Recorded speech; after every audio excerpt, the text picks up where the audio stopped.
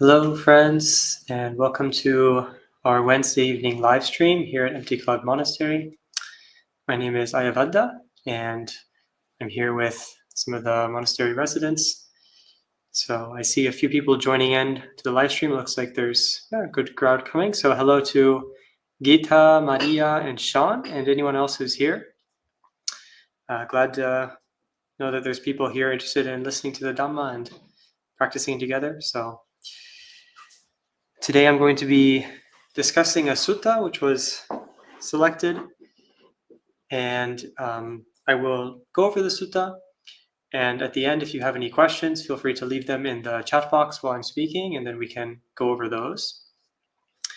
I'll put in the live chat just the number of the sutta here so that you can follow along with a physical book if you have one, or you can look at suttacentral.net. That's a website with all of the early suttas translated for free from Pali into English by Venerable Sujato. Okay, and the link is also in the description. And so today I'm going to be using my translation for this, most of the part, and some of it Venerable Sujato's, just because I was looking at this sutta in advance, and I saw that it was a little bit complicated, so it's a little bit hard to understand. And I looked at some of the existing translations, and I personally found them a little bit confusing in certain parts.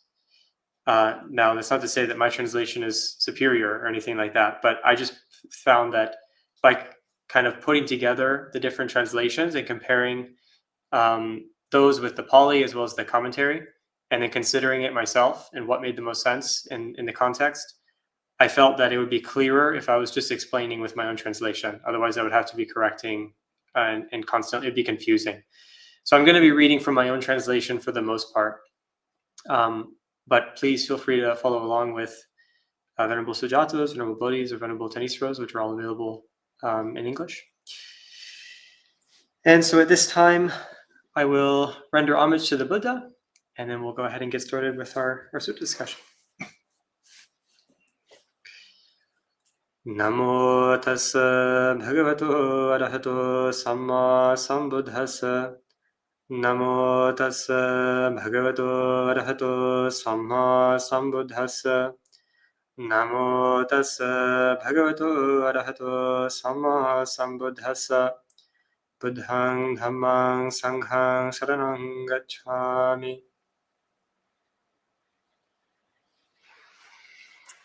And hello to everyone else who's said hello in the meantime. We have Brian, Meredith, Mary, Nancy, Ryan, Bhumika, and I'm sure others, and anyone else who's watching this later on. So today's sutta is called the Kathāvatthusutta. Kathāvatthu is also the name of a book in the Abhidhamma, so some of you might know that, but this is not that. This is a sutta. And this is found in the Anguttara Nikaya. And you could translate Kathāvattu as grounds for discussion. And so katha means a discussion. Katha, like a Dhamma katha, is a Dhamma talk. Or katha can also be a discussion between different people. It can also mean a debate. So the Pali word katha is very broad. It comes from the word katheti, which means to talk. So it just means a kind of a talk or a discussion, a conversation. And vattu can mean many things, but here it means kind of the grounds for something or the occasion for something. So this is the occasions for discussion, the occasions for conversation. That's what Kathāvattu means. And the main topic of the sutta is talking about what are the situations, what are the types of conversations that we can have, specifically looking at spiritual conversations. So the word katha here, it really is referring in this context to a spiritual discussion. So for example, a discussion about the Dhamma, right? You might have a discussion with a friend or a discussion with a teacher. And in the time of the Buddha, there's not a fine line between something like a Dhamma talk and a discussion. They kind of go together, right? And often we'll have a Q&A, like a period of question and answer at the end of a Dhamma talk. And this is keeping in the spirit of essentially the Dhamma is something that unfolds and expresses itself through conversation, through discussion, and through mutual investigation. It's not something that we can just announce, but it's something that we have to have a conversation with, we have to dialogue with. And so Katha in this context, this whole sutta is looking at how to have spiritual conversations, and specifically how to check if someone is a good conversation partner, right? So often we can get into conversations and maybe even debates, or we can ask questions of certain people. And the question is, how do we know if that is a good person to discuss with? And then by extension, we can also reflect that on ourselves, right? How do we know if we're being a good discussion partner? So when we're having a discussion, we want to be speaking appropriately. We want to be speaking in a way that's conducive to our spiritual benefit and conducive to the benefit of other people.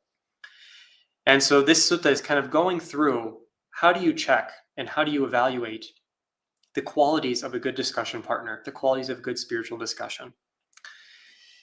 So already, the Dhamma is something that often we have to find the Dhamma among silence, but in order to get there, we have to do some talking. And this sutta is a talk about talking. So we're learning how to talk correctly and how to evaluate, is this really a good conversation? Is this really conducive, or am I just wasting my time?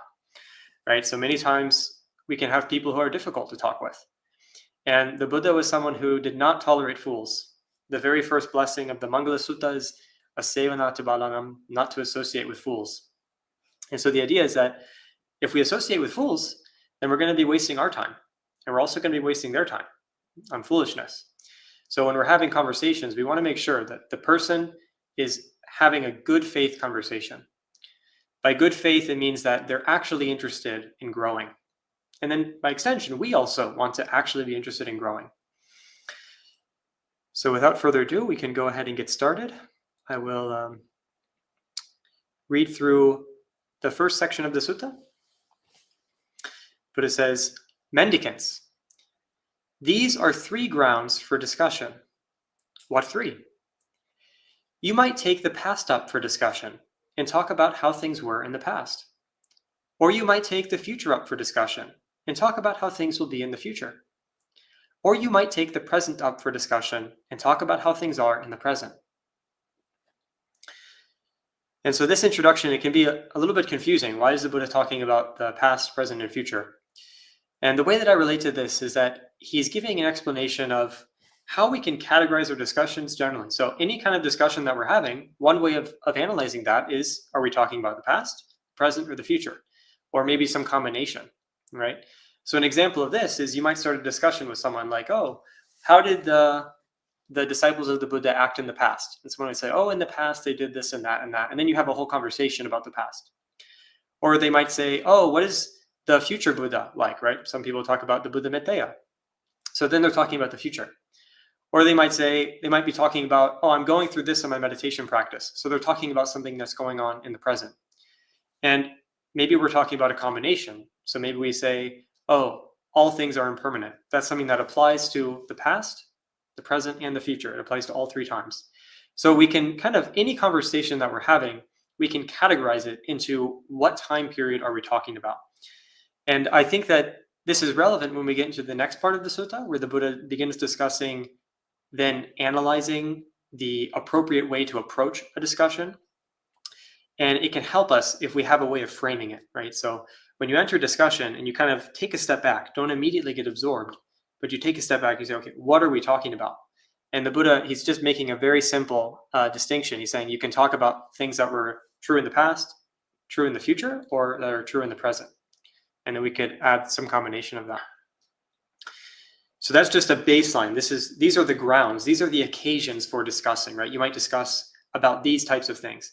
And then he's going to give 4 different criteria, 4 different lists for how you can know if someone is a good discussion partner.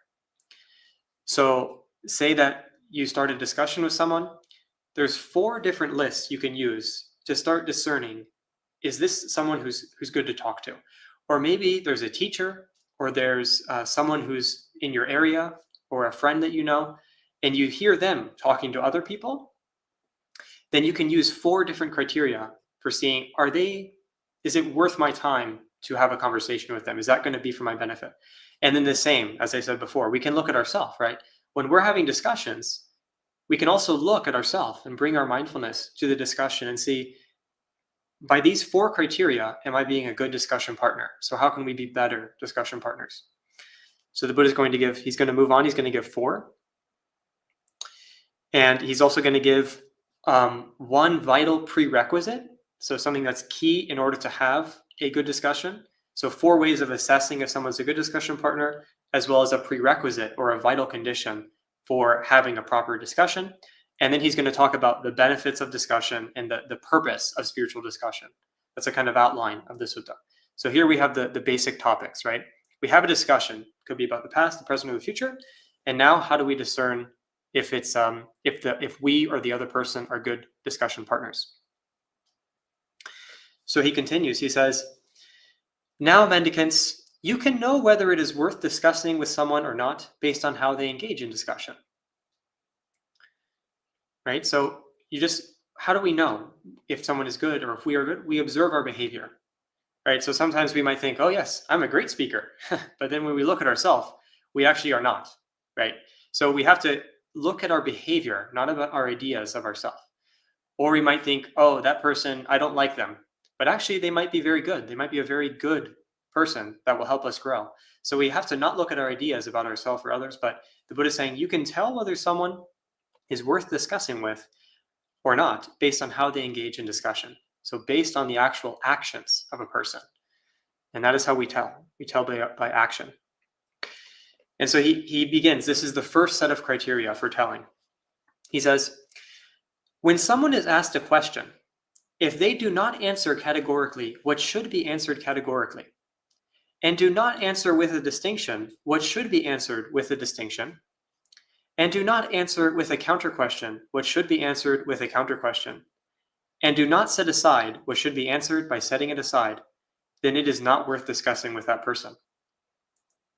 However, if, when asked a question, a person does answer categorically what they ought to, and does answer with a distinction what they ought to, and does answer with a counter question what they ought to, and does answer by setting aside what they ought to, then it is worth discussing with that person. So, did you catch that? That's a list of 4 types of questions. So this is the first criteria.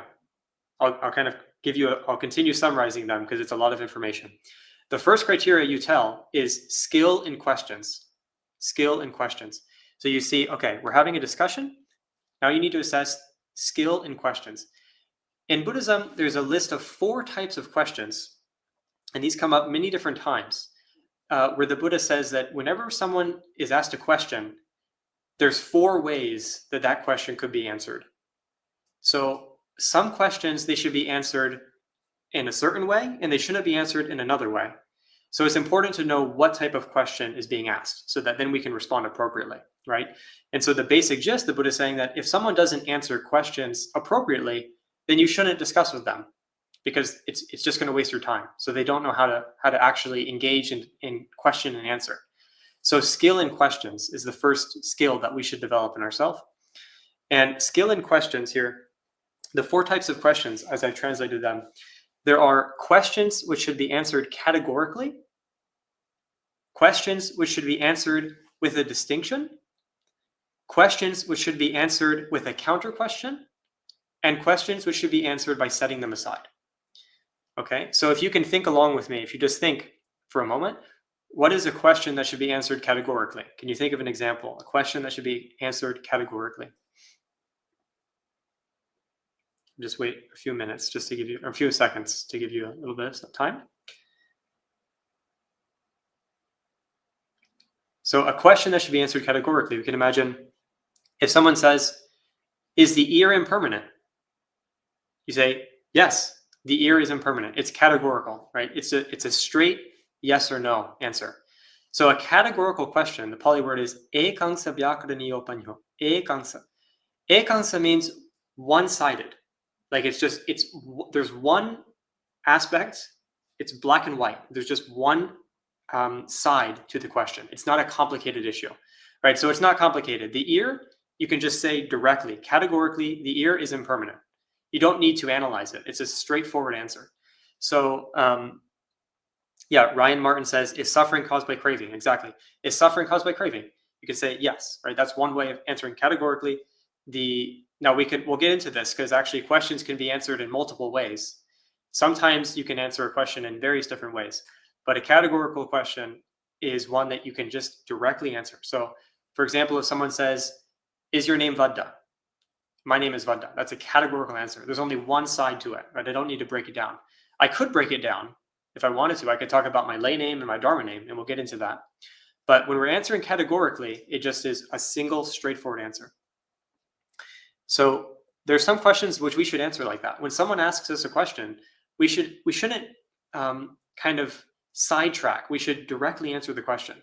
And so the Buddha is saying that if we don't answer what should be answered directly, if we kind of get sidetracked or do something else, then we're not being good. It's not worth discussing with us because we're wasting time. So if we're asked a question, we say, okay, is this something that I should answer categorically? The next type of question is a question that should be answered with a distinction. Vibhajya karaniyo vyakaraniyo panyo. So vibhajya vyakaraniyo panyo. Vibhajya means analysis. It means a distinction. It's when you break something up into parts and you kind of make a finer explanation of the issue. So it's more complicated, right? So some things are not black and white. They're not yes or no.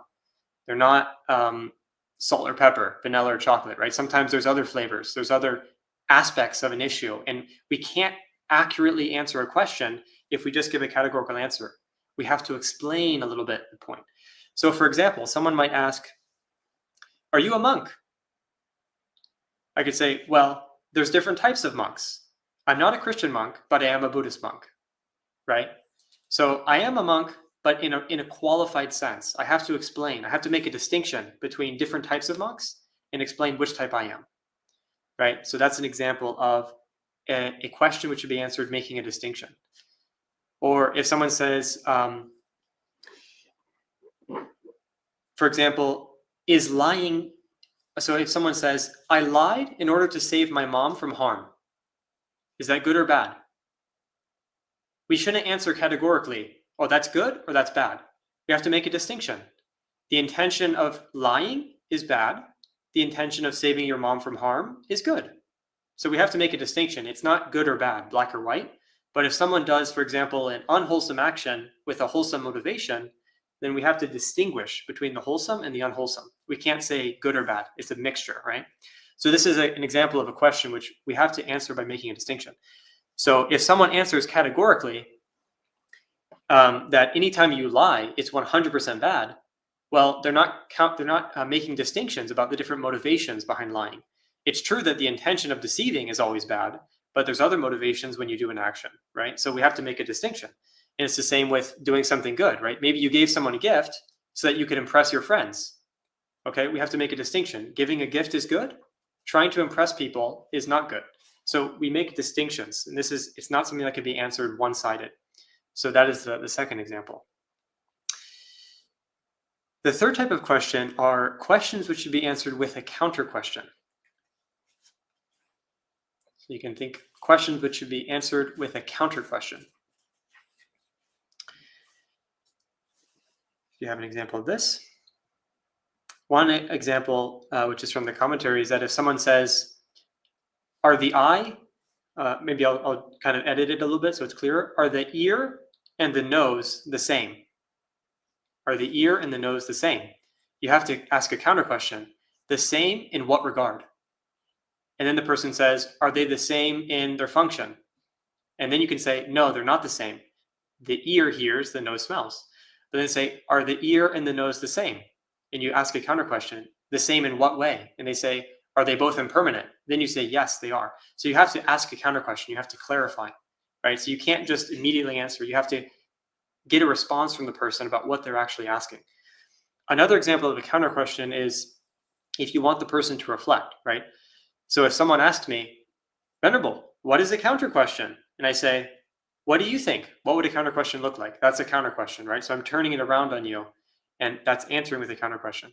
If someone says, is my meditation going good or bad? I might say, Well, when you meditate, do you get more peaceful or not? So that's a counter question. I can't say it's going good or bad categorically. I can't really make a distinction. I need to get the person to answer another question and reflect on their own experience, right? So a counter question is when we get the person who's asking to reflect back.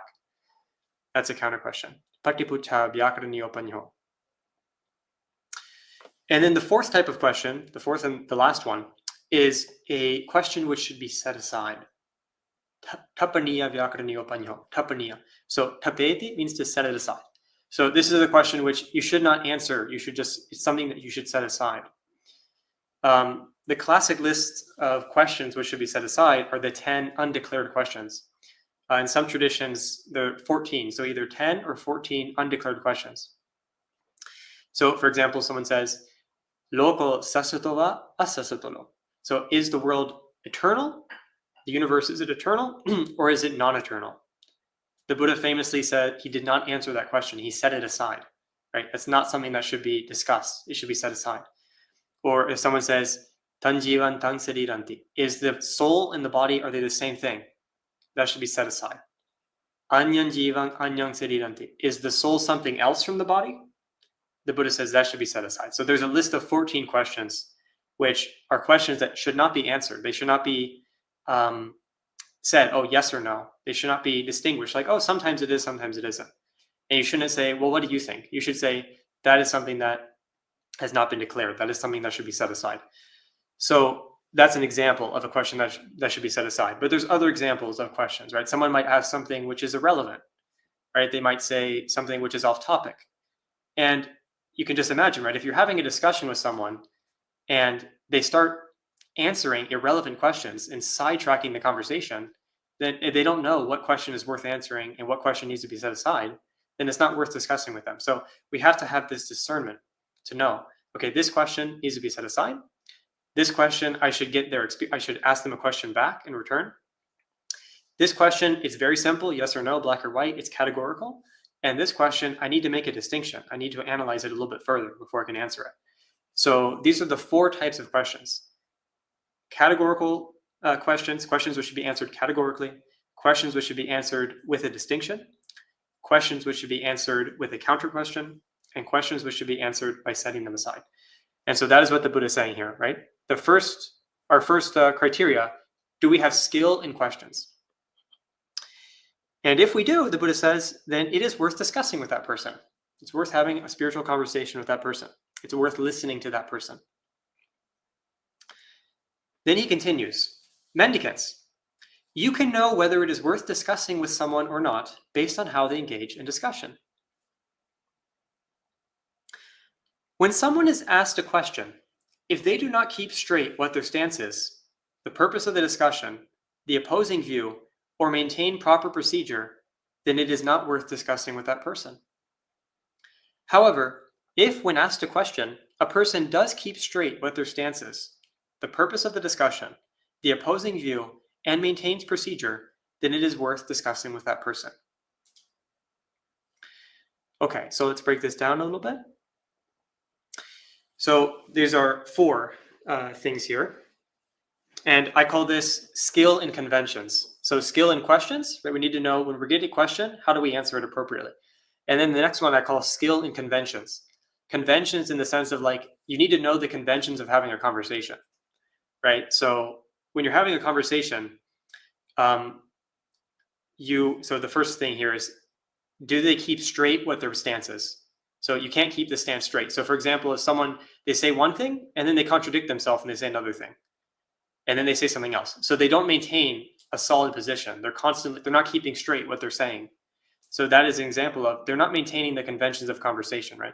When you're having a conversation with someone, in order to have an effective discussion, you have to trust that they're saying something consistent. They're saying something that's coherent. So if they say that, oh, I believe everything's impermanent, and then they say something about their senses being permanent, well, they're not maintaining consistency. They're not keeping straight what is their position. So you can't really discuss very clearly, very effectively, right? So that's just a simple example, but it's very easy in conversation. You can imagine politics, right? All of a sudden it switches. So we need to keep straight. In order to discuss with someone, if they're not willing to stick to what they're saying, if they're not willing to have a consistent position, at least until they change their mind and then they admit that, right? But if they're constantly changing it without actually maintaining it, then okay, I'm not going to discuss with that person, right? They're foolish.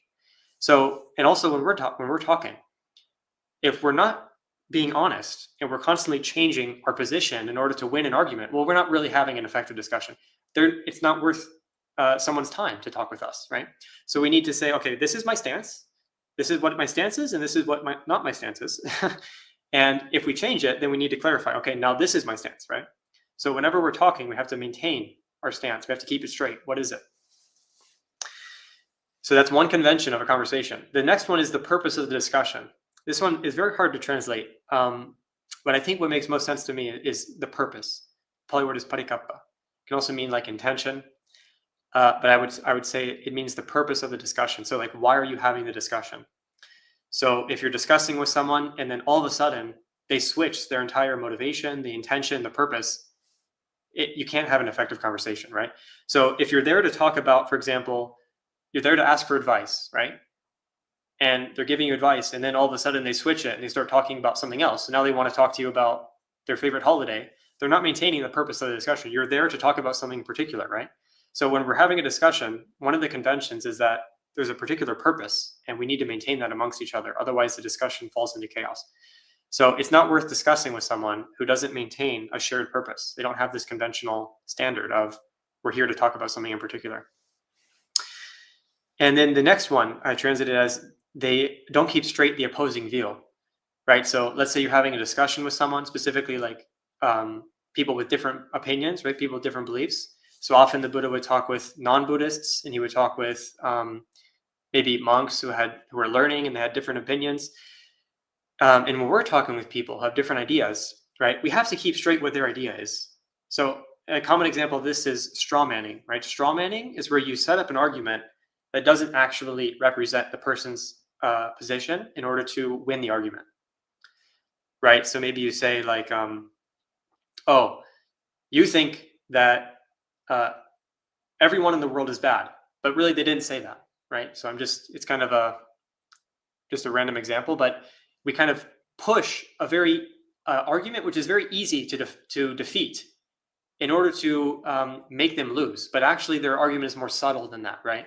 So often we have to maintain straight, okay, what is their actual position, right? If I'm going to speak with someone, I have to maintain this convention of trusting that they have a particular view, and I can't mix it up. I have to keep it straight. Okay, this is what your idea is, and this is what my idea is, and we're here to discuss a particular thing. So that is a convention, and we have to maintain that. Otherwise, again, the conversation is not effective. So that's what the Buddha is saying. We have to look, okay, when someone's talking, are they following these conventions? And then the last one is, do they maintain proper procedure? The meaning I take of this is that essentially when we're having a conversation, there's a particular procedure, right? Like one person speaks and another person speaks, and we try not to interrupt each other too much. We try not to yell. We try not to speak at too soft or too loud of a volume, right? So there's a particular procedure for how to have a conversation, right? So when you're talking to someone, you don't stand right in front of their eyes. You don't stand too far back. So there's certain conventions, like a particular procedure for how to have a conversation. And sometimes people break those procedures, right? Maybe they try to intimidate you, so they get very close, or they start backing away. So there's all these different procedures that they're very subtle, but we can tell when someone's breaking them, right? Like, who taught you how close to stand to someone? Probably no one, but you just know when they're standing too close or they're standing too far. So there's a procedure for how to talk. And if someone is not maintaining that, then they're not worth discussing with. However, if when asked a question, a person does keep straight what their stance is, the purpose of discussion, the opposing view, and maintains procedure, then it is worth discussing with that person. So there's skill in questions and then skill in conventions. And then the Buddha goes on. Mendicants, you can know whether it is worth discussing with someone or not based on how they engage in discussion. All right, so another example of actions. When someone is asked a question, if they dodge it with another question, divert it with an irrelevant topic, or get angry, annoyed, and bitter, then it is not worth discussing with that person. However, if when asked a question, a person does not dodge it with another question, divert it with an irrelevant topic, or get angry, annoyed, and bitter, then it is worth discussing with that person. Right? I think we all have experience with this, both ourselves and others, right? So someone says something, you say, well, last Tuesday you ate all the ice cream, right? That has nothing to do with what we're talking about. So that's just dodging it. It's diverting it with an irrelevant topic. Or we're getting angry, right? So someone says, oh, you didn't come on time today. And then you say, well, you have the worst clothing ever, right? So this is just getting angry. We're not having a proper discussion. So it's not worth discussing with us when we're doing that, right? So the ones here are dodging with another question, right? So maybe someone says, did you show up on time today? You say, well, did you show up on time today? Right? So that's dodging it. And that's one way of trying to get around a question. So you just answer what's being said.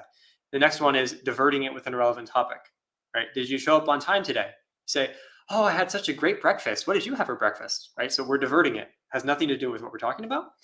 And get angry, annoyed, and bitter, right? Did you show up on time today? And we're like, we get annoyed and angry. Why are you always asking me about when I show up? None of your business, right? So this is getting angry. So that is not how to have a discussion. So if someone's doing that, it's not worth discussing. And I forget what my catchy little word for this is. Let's see. I think this was, we have questions, conventions, and this is, I think challenging. Yeah, when we're challenged. So generally speaking, when someone challenges us, like when we're presented with different ideas, then we have to maintain composure, right? So generally, why do we dodge questions? Why do we divert them? And why do we get angry? Because we're being challenged. We don't like what's being asked of us. So we have to have this skill in challenges, like this skill that when we encounter difficult conversations, we have to be able to manage that with a calm, level-headed mind, right? A calm heart. So if someone says something that we don't know how to answer it, we have to be able to maintain our calm and assess the situation and respond appropriately without trying to do these inappropriate ways of discussing, right? Not dodging it, getting angry.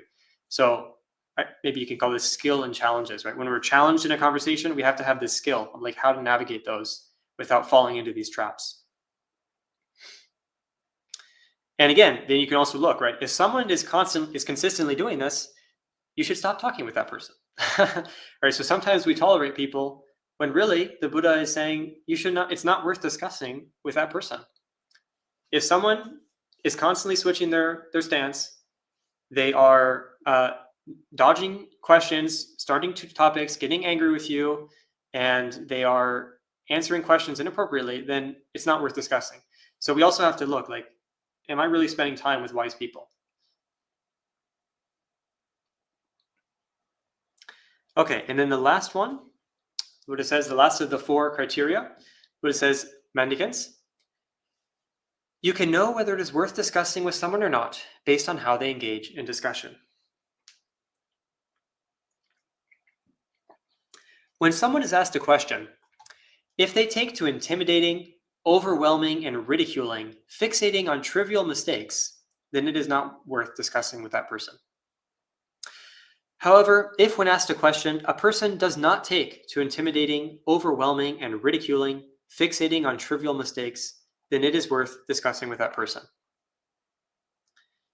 Right? So again, I think this is something that probably has happened to all of us, and probably maybe we've done it as well. So intimidating, overwhelming, ridiculing, fixating on trivial mistakes. So maybe you're having an argument with someone and they say something just a little bit wrong, and then they jump on it, right? So you make a little mistake, and then the person jumps on it and they start making fun of you and ridiculing, and they silence your voice, right? They're kind of speaking over you. So this is a classic example of just how they're not focusing on the heart of the matter, right? When you're having a discussion, you have to be a wise person, doesn't get caught up in these little tiny things. They have empathy for the person that they're talking with. So also like intimidating, overwhelming, and ridiculing, where does that often come from? It comes from a sense of insecurity in one's own position, right? So when you're having a conversation and they make a little mistake, then you jump on it. You start intimidating and overwhelming the person and making fun of them, so then they feel less secure. So then you don't actually have to address the real issues, right? You don't have to address your real ideas because you just take to overpowering them, or they do that to you, right? So these are things where a wise person, instead of focusing on like, oh, well, you said this when you should have said that, or now is a perfect opportunity for me. They're getting a little bit shaky. They're starting to get a little bit nervous. I'm just going to start adding more words and start intimidating and overwhelming them. that's not a wise response, right? A wise response says, you know what? Maybe they're making some mistakes. Maybe they're starting to get a little bit nervous. I'm just going to focus on the content. I'm just going to focus on what are they really trying to say. And I'm not going to take advantage of the conversation. I'm just going to focus on saying what I'm trying to communicate clearly, right? So if we disagree with someone, we don't jump on the opportunity to overwhelm them. And if someone is doing that to us, then we know, okay, this is not going anywhere. This is not a proper conversation. So we can just step aside, right? We can just leave. We say, oh, well, you're not being empathetic in this conversation, right? You're not focusing on the heart of the matter. So if someone is doing that, then we know that, as the Buddha says, it's not worth discussing with that person. But if someone doesn't do that, so let's say you start making some mistakes, or you mess up a little bit what you say, and you notice that the person is like, oh, well, I get what you mean. And then they kind of continue and they have a conversation. Then you know, oh, this is a person worth discussing with. This is someone who, they're not interested in winning an argument. They're not interested in showing me who's right or wrong, who's smarter. They're just interested in actually having a spiritual conversation, right? So that's how you know, like, oh, this person is, when they have conversations, they let these things slide. They don't get caught up on these trivial mistakes, and they don't overwhelm and intimidate the person. So, oh, that's a good person to talk to. So this one, it was hard to come up with a word for it, but I think you could say skill in graciousness. So graciousness is like this sense of when someone messes up or when someone is having a hard time, you don't kind of double down and start dominating the conversation. You just have this grace, like it's okay. And you just have mercy on the person, essentially, right? Just let them, it's not about how they're presenting. It's more about the actual issue at hand. It's about the actual conversation. So graciousness, just even when the conversation is going your way, we don't start dominating. We just let it be. Just let the person be and just focus on the issues. So that's how we can tell if someone is wise and if we are being wise as conversation partners. So those are the four criteria, right? So see if you can remember them. I'll give you a few seconds. What are the four ways of knowing if someone is worth discussing with? There is skill in questions, right? 4 types of questions. Should we answer categorically? Should we answer with a distinction, with an analysis? Should we answer with a counter question, or should we set it aside? Then there's skill in conventions, right? Skill in conventions. So are we keeping straight our positions? Are we maintaining a consistent purpose in the discussion? Are we maintaining our opponent's view, what they're saying? And are we keeping the proper conversation procedures and doing the appropriate way of speaking? Is that all being maintained? Okay, that's skill in conventions. And then are they being skilled, and are we being skilled when there's challenges, right? Skill in these difficulties, like we're challenged with things, or we get asked questions that are difficult. Are we dodging it? Are we diverting it? Are we getting annoyed? So that's skill in these challenges and the difficulties of conversation. And then skill in this graciousness, right? Skill in this empathy. Like, okay, are we taking to dominating, intimidating, fixating on the mistakes, on trivial mistakes, or are we having empathy in the conversation? So those are the 4 skills that we can develop in ourselves. Speech is something that's very subtle. It's very hard to develop our speech, right? So the Buddha gives a lot of advice on how to speak. And he's also very critical of people who don't speak well, even monks. There's a famous sutta called the Mahakama Vibhanga Sutta, the greater analysis of karma. And someone asks a monk, when you do a deed by body, speech, or mind, what do you feel? Like, what is the resultant feeling from that? And the monk says, whenever you do a deed by body, speech, or mind, you feel the result is suffering. And the Buddha hears about this and he calls the monk a fool, right? Because he's saying, no, you answered categorically. You said, whenever you do karma, the result is suffering. He says, you answered categorically when you should have answered with a distinction. When you do deeds that are good karma that leads to pleasure, the experience is pleasure. When you do things that lead to suffering, you experience suffering. And so you should have made this distinction between types of karma. And that's just the kind of basic summary, right? Because what was the monk thinking? It even mentions it in the sutta. So one of the monks, he tries to defend the monk to the Buddha, and he says, but maybe he was thinking, Venerable Sir, when you said that whatever is felt, like all types of feeling, pleasure, pain, and neutral, they all count as suffering. That's something that the Buddha said. He said, Yang kinchi veditang sabbantang dukkasming. or sabban dukkasmik. So the Buddha said all the different types of feeling, they all count as suffering. So the monk was answering, you could say he was answering, it is true, right, in a certain way, that all the results of karma are suffering, right? The results of karma are all samsara, it's all suffering. But the Buddha says that is foolish. You shouldn't answer categorically like that. You should have answered by distinguishing different types of karma, because that was the appropriate response. If you say that all deeds lead to suffering, then you're going to be confusing the person. You're going to make them think that there's no difference in what you do, right? So there is a difference. So we have to make a distinction when we answer a question. It's not something that should be answered categorically in that context. Another example in practice of this is someone asked, does the Buddha criticize all ascetic practices? And they said, well, the Buddha answers, he is a vibhajjavadan. He is someone who speaks with a distinction. And they say the Buddha praises some ascetic practices, which lead to basically wholesome qualities, and he doesn't praise other ascetic practices, which don't lead to wholesome qualities, right? So you can't say, oh, the Buddha, he rejected all ascetic practices, right? Middle way, no ascetic practices. That's not true. That's a categorical statement. We have to make a distinction. If the ascetic practices lead to awakening, then he does praise those. If they don't, then he doesn't praise them. So we make a distinction. An example of a counter question. One time the Buddha was discussing with a wanderer named Vatthagotta. And he's famous for being very confused and for not understanding deep topics, which fair enough, Venerable Vattha, right? But he had a hard time understanding. And one time he asked the Buddha,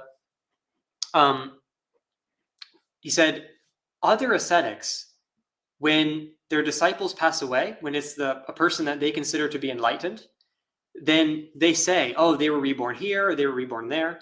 So like other religions, right? So let's say that it's a Jain, right? A Jain, just as an example, they might say, oh, the person passed away and they were reborn outside of samsara, right? They're existing in the state. So they say what happens to the person after death. But he says, but the Buddha, when a normal person dies, he says that they're reborn here or they're reborn there. But when an arahant dies, he doesn't say that they're reborn. So he's asking the Buddha, like, what happens to an arahant when they pass away, right? And the Buddha, he says that he'll ask him a counter question. And he talks about how if you have a fire burning, if there's fuel, then the fire would go out. And if the fire goes out, you can't say that the fire went to the north, the south, east, or the west. You can only say it went out. So anyway, he has this, the details don't matter, but you can see that in the context, the Buddha says, well, what do you think? What would happen if a fire ran out of fuel? What would happen to it? So he gets the person to think about it with a particular metaphor. He asks them a counter question. That's an example where he gives a counter question to one of these 10 questions that I mentioned earlier.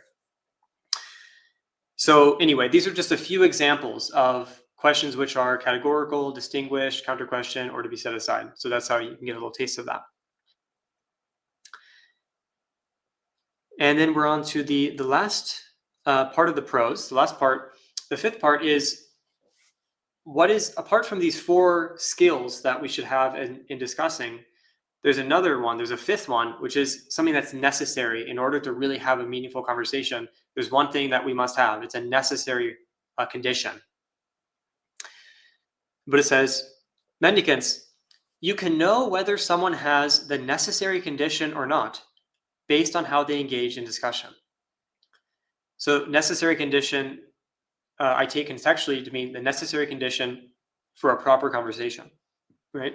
So sometimes, in order for a conversation to go well, someone has to have, there's a particular condition that they have to have. And if you're not reading the sutta, you can think about what it might be. No spoilers. So what is the necessary condition for someone to actually be able to partake in a discussion meaningfully? So he says, someone who does not listen attentively does not have the necessary condition. Someone who does listen attentively does have the necessary condition. Right? Ain't that true? So if you don't listen, if someone's not listening to what you're really saying, they will not be able to get the benefits of conversation. Right? Many times the Buddha had conversation with people, and if they didn't really listen to what he was saying, there's no benefit. So it's very rare to meet a Buddha. It's very hard, right? You have to have a lot of very good conditions in order to be in the presence of a live Buddha. But even if you're there, if you don't have the necessary condition, if you don't actually listen attentively, you might as well be listening to a donkey. There's no distinction, right? So you have to actually listen to what's being said, and that's true of everyone. That's true of all conversation, right? If we don't actually listen to the person, if we're just focused on getting our point across, then we will not be able to partake in the benefits. We won't have the necessary condition for a meaningful discussion. But the Buddha says, the person who has the necessary condition directly knows one thing, comprehends one thing, lets go of one thing, and realizes one thing. And on account of that, they experience complete liberation. So someone who listens attentively, they have this necessary condition. What is he saying? He's saying that if you have that, then it's possible to get the real benefits, like the fruit of a spiritual conversation. What is that? Experiencing complete liberation. Right? What is the benefit of a spiritual conversation? What is the reason why we talk in Buddhism? The reason is so that we can be free, right? It's the reason is so that we can attain liberation, attain enlightenment. We're not here to chat. We're not here to just talk about irrelevant things. There's a famous list of low talk, right? Talk about bandits and kings and ministers and heroes and men and women and all these different things. And the Buddha says you shouldn't talk about that. You should talk about, for example, seclusion. You should talk about virtue. You should talk about the Four Noble Truths. So you should talk about things that actually matter. And why do we talk about those things, right? We talk about them so that we can directly know one thing, comprehend one thing, let go of one thing, and realize one thing, and on account of that, experience complete liberation. So that's kind of the person. That's the purpose, and that's the necessary condition. I should say the necessary condition for that is listening attentively. This word "listening attentively" in Pali, the Buddha also uses it essentially for when you go to a teacher and you listen to the Dhamma and you receive it, and then you memorize it, and then you reflect on it, and eventually you can attain awakening. So it's kind of one of the first steps in order to actually practice. You have to listen to what's being said very closely. So nowadays, maybe people listen to Dhamma talks while they're on the toilet or something, right?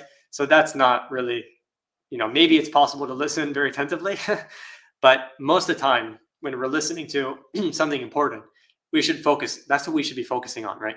So when you're meditating, right, we should be meditating, not doing something else. When we're listening, we should be listening, not doing something else. So ideally, when we're doing something meaningful, we should be doing that.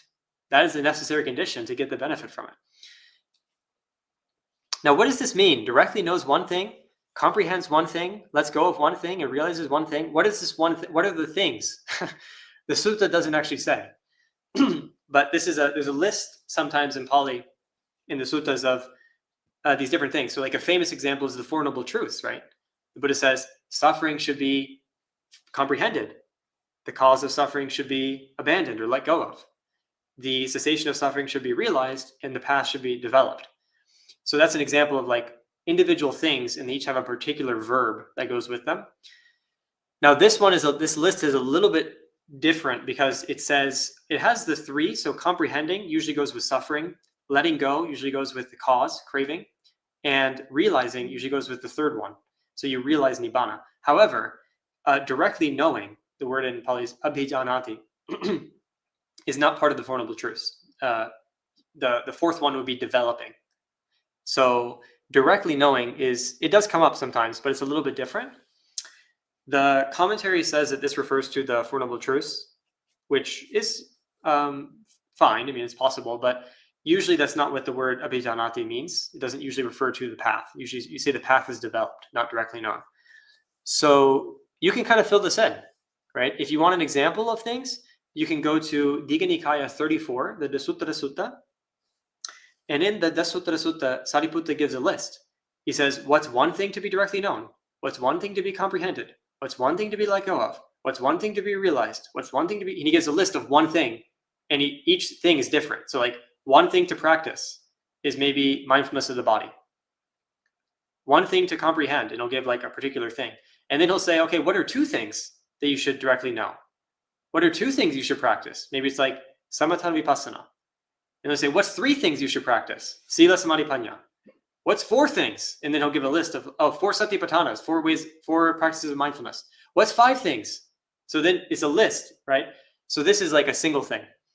So if you want examples of like what are things that you directly know, what are things that you comprehend, what are things you let go of, and what are things you realize, you can go to the Sutta, Digha Nikaya 34, and you can see a list of a bunch of different things that apply to these categories. And then I'm going to switch to Bande Sujato's translation with a little bit of editing. So then he says, this is the purpose of discussion. This is the purpose of consultation. This is the purpose of approaching. And this is the purpose of listening attentively. That is the liberation of the mind by not grasping. Anupada chittasya vimokho. So the liberation of the mind without grasping, from non-grasping. Another way of saying this is the liberation of the mind when it runs out of fuel. So there's an image in Pali, the word for grasping and the word for fuel are the same word. So like when you talk about a fire, you say the fire grasps the fuel. So we are like fires, right? We are grasping onto fuel. The fuel is the suffering, and the grasping is the constant attachment to the suffering, and it creates a fire, right? So if we let go of our grasping, if we let go of this clinging, then, which is called upadana, if we let go of that clinging, then the fire runs out, the fuel can run out. So there's no more fuel. When there's no more fuel, then samsara can come to an end. So anupada chittasya vimokho means the mind is freed, someone's mind is freed when it runs out of fuel, runs out of grasping. That's the purpose of discussion. That's the purpose of consultation. That's the purpose of approaching a person to talk. And that's the purpose of listening attentively. So that's why we do it, right? And then this is also something we can reflect on, right? When we go to talk or when we go to ask a question, say, why am I asking this? Is it for liberation of the mind by not grasping? Or is it for wasting time? Is it just to kind of entertain myself? So we ask, right? The Buddha is saying, this is the purpose. So the purpose is liberation. That's why we have conversations. And then there's a nice little verse that goes with the sutta to close it off. And I'll just give one more kind of reminder that the word for talking, the word for a discussion in Pali, it also means debate. So kata, it also is used for debate. So just so you have that context, because in the verse, it kind of is implying that people are debating. So like I said, this is talking about spiritual conversations, but often, especially in the time of the Buddha, a spiritual conversation would have been with someone who didn't agree with you, right? Most people were not Buddhist. India was not a Buddhist country, and it still is not. So when we're talking with people, it's very easy, if they have a different opinion, for it to turn into a heated discussion, right? So this is also applying, like, especially when you're talking to people of a different opinion than you, it's important to maintain these principles. So here's the verse. Those who converse with hostility, too sure of themselves, arrogant, ignoble, attacking virtues, they look for flaws in each other. They rejoice together when their opponent speaks poorly and makes a mistake, becoming confused and defeated, but the noble ones don't discuss like this. Okay, let's just pause right there. So conversing, this is how you don't want to talk, right? Conversing with hostility, too sure of yourself, arrogant. Right? This is what we do not want to have. We do not want to be talking with these qualities. It says they look for flaws in each other, right? So you're looking like, oh, you made it. Oh, look, you said this. There's a famous list in the suttas of how an argument goes. And the Buddha says you shouldn't argue like this. There's a special word in Pali for when you insist on your own opinion. Ida sacha binivesa. So ida sacha binivesa. That's idan sachang. This is the truth. Abhinivesa. Insisting on it. Like insisting this is the truth. Another way is idan sachang moghamanyan. Or I think it's idameva sachang moghamanyan. Idameva sachang moghamanyan. Only this is true. Everyone else is wrong, right? Only this is true. Everything else is silly. Everything else is foolish. So this is an example the Buddha says of when we get fixed in an opinion, right? Can you think of an opinion that either yourself or someone else has? Only this is true. Everything else is wrong. So only this is true. everyone else is wrong. That is the wrong way. So when we have that opinion, we have that way of conversing, then the conversation, we just start looking for flaws, attacking, hostility, and being too sure of ourselves. And then we rejoice when their opponent speaks poorly, right? Or makes a mistake. But the noble ones, the Buddha says, don't discuss like this. If an astute person wants to hold a discussion connected with the teaching and its meaning, the kind of discussion that noble ones hold, then that wise one should start the discussion knowing when the time is right, neither hostile nor arrogant, not overexcited, contemptuous, or aggressive, or with a mind full of jealousy. They'd speak from what they rightly know. They agree with what was well spoken without criticizing what was poorly said. Right? So it's very common in an argument, when someone makes a good point, we ignore it, and then when they make a mistake, we focus on it. So he's saying they agree. This is the opposite. We agree with what is well spoken without criticizing what was poorly said. So when someone says something wrong, we just shouldn't. You don't need to go there. We don't need to criticize it. Just focus on what they say right, and then just focus on making the appropriate points. They'd not persist in finding faults, nor seize on trivial mistakes, neither intimidating nor crushing the other, nor would they speak suggestively. Right? Kind of like intimidating or kind of throwing little insults like, what are you going to say now? Right? These types of things. So not doing that. Good people consult for the sake of knowledge and clarity. That's how the noble ones consult. This is a noble consultation. Right? So we should consult for the sake of knowledge and clarity. Knowing this, an intelligent person would consult without arrogance. So kind of approaching, like not approaching with the idea of we have the truth and everyone else is wrong, right? But instead approaching for the sake of clarifying issues, the sake of learning what we don't know, for the sake of fortifying and inspiring what we have learned in the past. These are the benefits of conversation. So that's the end of this sutta. And let's see. I think that's a pretty thorough discussion. So yeah, I think just a little summary. What I said is it starts with the Buddha saying that we can break a conversation into 3 different times. It can be about the past, present, or the future. And then once we have a conversation going, we can see, is this person worth discussing with? If they have skill in answering questions, they have skill in conversational conventions, they have skill in being challenged, and they also have skill in having empathy with the person. And then also, do we have the vital condition of listening attentively, right? Actually listening to what's being said. And then focusing on why? Focusing on the purpose of the discussion so that we can experience liberation, so that we can experience the goal of the path. That's the purpose. So this time we can respect the sutta with 3 sadhus, and then we can go ahead and turn to questions. Sadhu, sadhu, sadhu.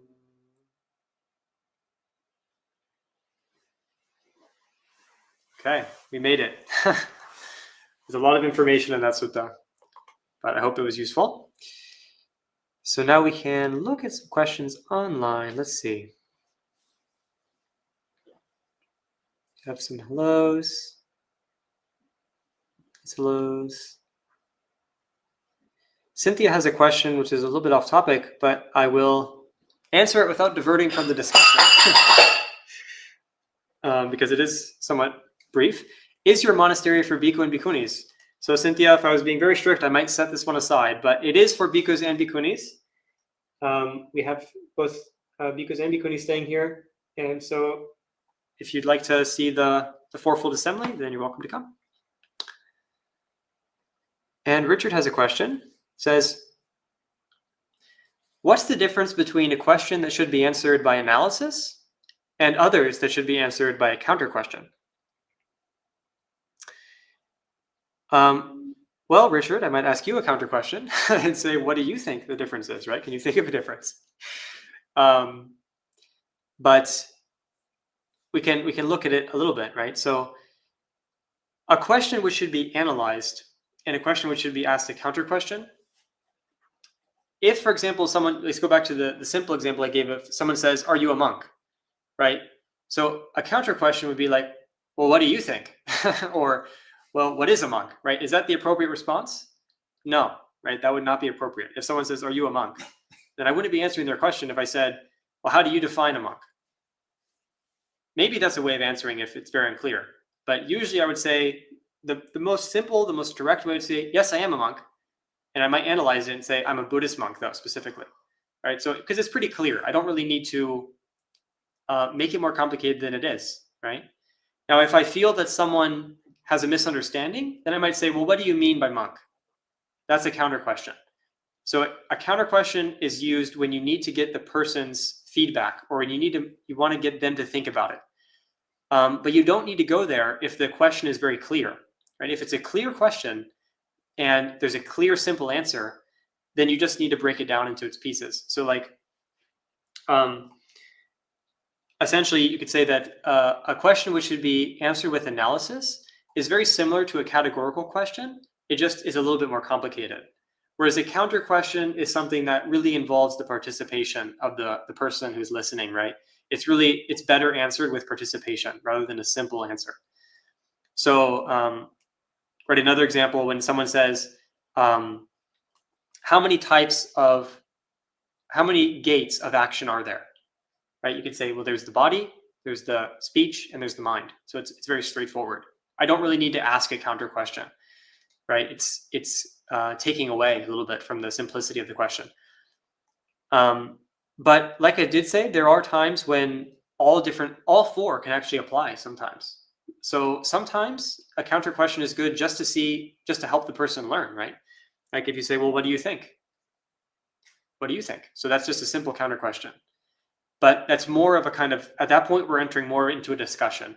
Generally speaking, a counter question has a more specific purpose rather than like a general kind of opening it up. It's more of I'm asking a specific question in order to elucidate the answer. So it's different from inviting people to say their opinion. It's more like specifically, how can we draw out this question by clarifying what you're saying or by giving you a simile so that then you can internalize the answer a little bit better, if that makes sense. So a counter question is a little bit more pointed. It's a little bit more specific. But sometimes we can also just, generally speaking, we can ask a counter question like, well, how would you answer that? And that can sometimes be useful as well.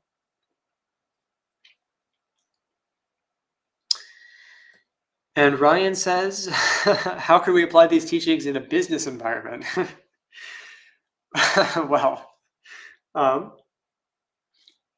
it's a good question. I'm just laughing because we had talked about the Buddha saying that the conversation is for awakening, and I'm not sure that business environments are really the best place for that. But it does apply, right? So how would I apply it to a business environment? I would say that you just look at these things, right? So if, for example, you're having a conversation with someone about business and they are dodging questions, they're getting angry and annoyed, they are answering irrelevant questions which should be set aside and answering categorically things that are actually more complicated and subtle, and they're not maintaining the proper conventions of the conversation, like they're switching up their numbers and switching up their stance, and they're changing the motivation and so on, then you could say maybe this is not someone to do business with, right? We should do business with honest, trustworthy people who are good. Ideally, that's who we should do business with. And then also likewise, I would say, as Dhamma practitioners, when we're in business environments, we have to maintain right speech. So I've heard stories of companies who they want the person to lie or tell bribes, right? And we should say, no, it's not worth business to accept bribes and lie and be evasive. Or, for example, maybe a company has, sometimes companies, they release products which cause harm to people, right? And then they get asked about those and they dodge the question, or they answer with irrelevant questions back. So if something immoral has happened in our company, then we should be honest about that in the appropriate time, right? Not randomly, not at an inappropriate time. But if it's an appropriate time, we should say, yes, we made a mistake and we apologize about that. Or yes, I made a mistake. How can I fix this? So if we get criticized or if we do something wrong outside of a Dhamma context, we should still be applying those principles of Dhamma. We should still be saying, like, Well, what is the appropriate response? Not getting angry, but having empathy, compassion, and responding in a way that's in accordance with right speech, in accordance with my virtuous principles that I'm training by. So that's what comes to mind for in a business environment, right? Applying the same principles of Dhamma and trying not to distinguish too much our secular life from our spiritual life. This is why right livelihood is part of the Eightfold Path, right? So although we might think like a job is different from our chanting and meditation and going to the temple, but actually the Buddha put right livelihood in the Noble Eightfold Path. So we could say that it's important to remember when speaking in any environment these types of principles. Okay, and Mary has just a little comment. She says the Buddha was way ahead of his time. He predicted modern politics and how questions are answered. Yeah, I'm sure that also at the Buddha's time there was some questionable politics going on. But yes, the Buddha definitely was very happy. And Ryan says, could you kindly recap the main points again, please? Ryan, I would just recommend after this, the video would be put up. It'll automatically be put up on the YouTube so you can listen to it again. And you can listen attentively. Okay, so this time we can close with 3 more sadhus and then close for the night. Sadhu, sadhu, sadhu. All right, everyone, thank you for joining. Have a good practice and a good night. And we'll see you for the live streams on Thursday and Friday.